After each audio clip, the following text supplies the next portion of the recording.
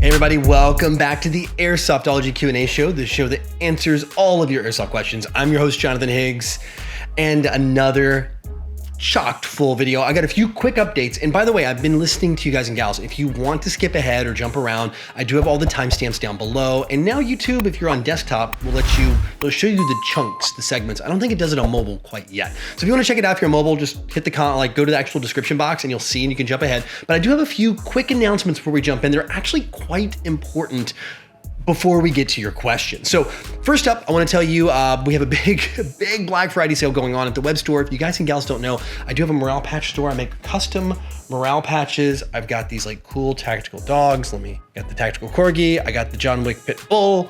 I've got some funny ones. That's kind of my personal favorite. There you go. And then I do have this one too. This is for my brother-in-law, actually has a Kickstarter project.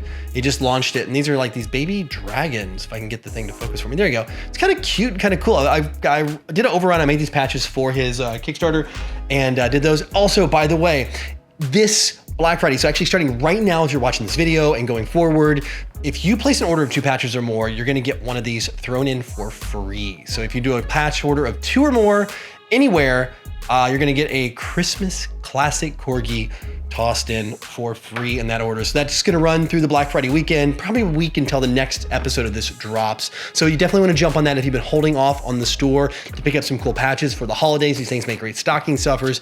Definitely wanna do it. So just go check it out. Links in the description below or up in the corner, it pops up over here. It's also airsoftology.com/store. Then, another big update real quick, we're gonna be going to MOA show, which is the only show this year for Airsoft. It's kind of crazy. It's here in Taipei, Taiwan. I'm very lucky since I live here to be able to attend this. A lot of big announcements. And on Thursday, I know it's Turkey Day in America. I know it's Thanksgiving. It's just the timing, the way this thing works. But on Thanksgiving Day at 6 p.m. Pacific time, and that is 9 p.m. Eastern time. I had to do quick math. I will be on a live stream here on the channel. I'll be doing some big product announcements. VFC's invited me on. I'm on the first one. I'm gonna be talking about some of their stuff. Yes, I have seen some previews. Yes, this is not one you're gonna wanna miss. I'm gonna tell you that right now. They sent me the card deck. They're like, hey, do you wanna do this live stream? We got some announcements, NDA. All right, cool. And then I was like, that, and then that, and then that. It's crazy what they have coming. Like, I want to tell you right now, like, there's so many cool things. If you guys can get, I'll give you a hint. If you like the classics, you definitely want to watch this. You definitely want to, there's just, I wish I could tell you. And like it's just all good and new stuff too. It's pretty cool. Like, I'm not hyping this up overly either. I mean, I'm genuinely honest. So anyway, enough about all that. Let's dive on into what you're really here for, and that's your questions in the Titan Power mail call. Pavan Becerro writes, is dry firing with no gas okay? T-Rex Arms says dry firing on a modern pistol like a Glock is okay to practice your trigger pull, but I'm not sure if this translates into airsoft Glocks. Okay, so I have discussed dry firing your airsoft gun, and that is in relation in an episode a long time ago, using gas in your pistol so it will cycle, but not having a BB in it. And that's actually not really good for your pistol because there's no back pressure. These things are designed around that. You don't want to do it. However, if you're going to practice dry firing like you're talking about what T-Rex Arms recommends, it is okay, actually. In all the Simpson purposes, you're only actuating a couple springs inside, moving some parts. That's just normal wear and tear. There's no actual pressure of the slide moving back and forth. So basically, you're going to cycle the gun to actually get the hammer or whatever, internal striker or whatever going. And then you're going to click, it's going to fire dry. You're going to do it again. That is okay. No gas in it. You can absolutely do that all day long. If you're gonna do it with the magazine in, of course, you're gonna wanna make sure I have iPro on, empty the magazine out, make sure there's no gas in the mag because you don't want to cycle. And then one thing I would recommend is when you are finished to put a little bit of green gas back into your magazine if you're on a green gas pistol. That's really important to leave that stored with a little bit in there. Make sure to don't put the magazine back empty without gas in it, because then the O-rings will start to shrink and it'll lose its seal. That's something you're not going to want to do. With CO2, you short term can take the cartridge out if it does have some, if you want to put another one in, you can if you think you're going to use it soon. But if it's without that and you just want to leave the magazine in, I would say don't put another 12-gram cartridge in there in a CO2 until you're ready to use it again. Make sure it's empty and all that. But yeah, if you want to play with it that way, if you want to actually practice your trigger discipline, there's some great tools out there. What was the name of that one? Man, I forget the name of that tool that you would actually put on the front on your rail, and it would actually give you a lot of dry fire practice, how to fire your, like if you're over pulling the trigger or whatever. God, I'll get a link to that down below. I'm trying to remember what the name of that tool was. I even know the guy, Rob Murray. He actually uses it a lot for his training and saw some huge improvements through dry firing. So yeah, you can do that, no problem. Just remember, follow those quick tips and you're okay. Philip Pressler writes, hey Jonathan, with all the M4s in the sport, why aren't any smaller PDW M4 gas blowbacks being made? Like the ARP9 and gas blowback would be great and most likely would sell great too. I agree with you. I think that we should see more of those, and there's very few that do it. I think WE had I did a review probably 5-6 years ago on a WE tanker M4, like a little bitty one. I loved it for gas blowback. I think for CQB, for quick games, gas blowbacks are actually pretty darn good because you don't need a high round count for those little quick 5 or 10 minute games. But yeah, I don't know why you don't see it. Well, I do know why actually you don't see them. When you look at a company like G&G, let's take for example, the ARP9 is gotta be their most popular new item in the past 5 years. I mean, absolutely, hands down, they did a market game change moment when they released the ARP9, and everybody else was scrambling to make their 9mm platform, and for good reason. I mean, the price was right on the money. Everything was just check mark. Quality, I mean, it was just the perfect storm to come out and dominate that market segment. I think they did a fantastic job. For them to move to a gas blowback platform, this is where the challenge comes in. If you look at G&G, they've only been making gas blowback pistols for a handful of years. They've never done anything in the SMG category until their new, the upper that fits on the pistol. So it's kind of like an SMG. Oh, what's the name of that? I forget the name we call it now. ETP or something like that. Anyway, ATP9, that's maybe it.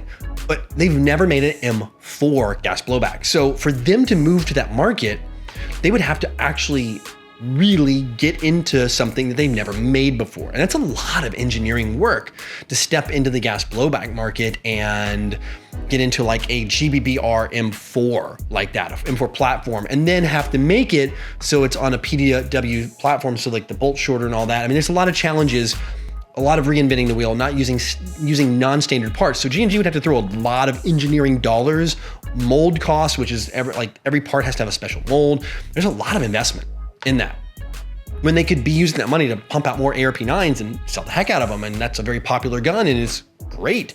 So I think when you look at it, that's why you don't see companies do that. Also, when you get into gas blowbacks, most companies are not going to sell in North America, or at least specifically United States, which is one of the biggest global markets for airsoft because of ATF restrictions around gas blowback, especially ones that are M4 sized. An M4 platform, because there's the chance that you could fit the lower and put the parts in. Now, that's where you see guns like MP7s, things like that. A lot of people go for it, but if it's an M4 lower, a little more scrutiny on that. There was an issue years and years ago with some WEs that were shipped into the US. This is 7-8 years ago. I think it was somewhere in Oregon or Seattle or Washington or something. Anyway, they got the company that's up there. The shop's since out of business. They imported them, and then they were seized by customs, and the ATF got involved. It was a real ugly situation. So I think everybody's been gun shy since then to bring it in. The only company that's actually successfully done this is KWA. They actually got ATF approval. I think that might be the company that could do it if they wanted to bring in a 9mm platform, because they have some really good stuff under their TK series and the Ronin line and all that. So yeah, maybe possibly if they want to jump behind it, but it means new magazines. There's a lot of new involved, and it's risky for these companies to spend that kind of money when they can stay with something tried and true. So yeah, I'd love to see it. Maybe this is a call to them to try to do it. I'd love to see those things happen, but until then, I think people may not make that jump. Life of Ty writes, hey, I recently picked up airsoft as a cheaper way to train while ammo has become scarce and expensive. I'm running a real EOTech holographic sight on my gun. Would you recommend a lens protector for it, or are the real steel optics pretty durable against BB hits? Mainly playing indoor CQB, thanks. Get a shield now. Really, don't, it's EOTech, absolutely not. I have seen so many EOTech shot out. I had a real one. I was so scared to play with it. I got an insert shield. I would go with something that would clip in. I would even maybe double up and put a Lexan pop-up one. I know you look at companies like Laylax, they've got a deflector shield. There's companies that make insert ones that actually clip inside the EOTech, the housing that clips on the into the metal, and I think that's pretty darn good. Make sure it has a good gap between the glass where the hologram's being projected and then actually where it is, and just watch it every game. If it breaks, buy a couple extra ones. If it takes a strike, just swap it out for a fresh one. But yeah, I would definitely, I can't stress this enough, put some kind of lens protector on your optics. I have had so many flashlights and optics shut out, especially CQB, because half the time it's all you're showing, like maybe a shoulder, maybe half your face, and you're done, and that's your optic. You have to look down sights, right? So yeah, absolutely, positively, 100% do it. It's a great investment, especially on a real optic like that. Even on the imitation optics, I can't stress enough how almost every player should be picking up some sort of optic protection for their optics. It's a 100% must have. So yeah, there's also companies like, I've seen them like they laser cut Lexan, and they have like a pressure fit that'll fit in there. There's a lot of them out there. Just type in Airsoft EOTech lens protector, and you can type your model number in and Google search it. You'll be able to find a bunch of options out there that are all good. I would lean toward Lexan versus polycarb. That's just me. It's going to take much more hits, or many more hits, before you start to see issues and scuffs and stuff. Polycarb can crack pretty easy. So yeah, just my thoughts, and good luck with it, and enjoy Airsoft.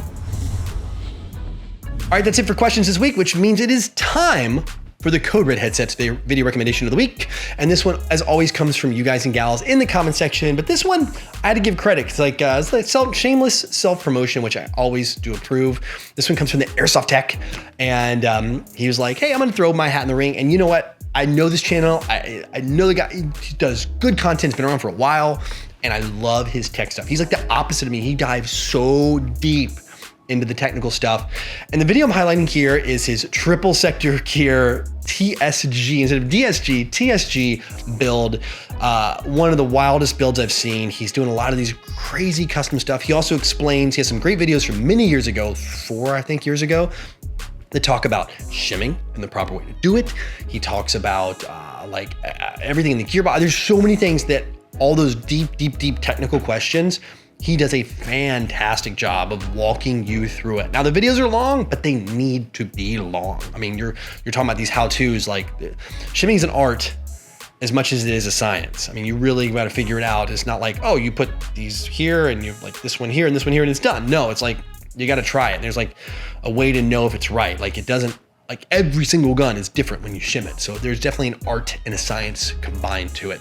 Anyway, fantastic channel. Can't recommend it enough if you are into airsoft teching, or you just want to see some wild and crazy technical builds, specifically around AEGs, like double sector gears, dual sector gears, and this one's a triple, which is super high rate of fire, just pushing the envelope. I mean, this is some really cool stuff. So check it out. If you guys and gals like the channel, of course, go over there. I've got a link in the corner that would have popped up or down in the description below. You can go over there, check it out. If you like what you see on his channel, definitely put a comment below his video. Let him know I sent you over there. And if you have your own channel or a channel you love, put it down in the comment section below and recommend it. I will try to get it on next week's show. Just be persistent if I don't. I do read them every week, and I'll try my best to get it on a future episode. So anyway, that's it for this week. Don't forget, got the deal going on in the store. I've got a bunch of the morale patches and stuff like that, and the free Corgi that comes with any order of 2 patches or more. Got the Corgi. Definitely want to go check it out. So anyway, until next week, go out, play some airsoft, have some fun. See you on this Thursday in America, Thanksgiving. I'll be there doing the live stream. Don't forget, make sure you have notifications turned on and the sub button so you won't miss out on that. But no matter what you do, call your freaking hits.